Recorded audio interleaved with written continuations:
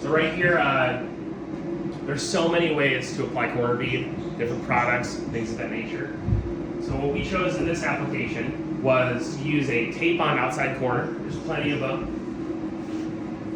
You can use stuff from USG.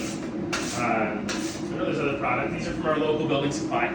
So we apply a heavyweight all-purpose compound to the outside of this corner, giving full mud coverage so that there is adhesion between this bead and the wallboard.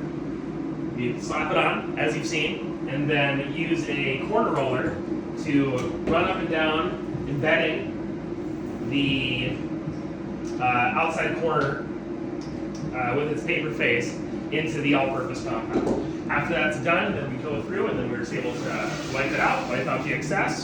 You don't take out all the mud. We want the bond to be between the paper and the face of the wallboard. So once that's all done, it's ready to rock and roll.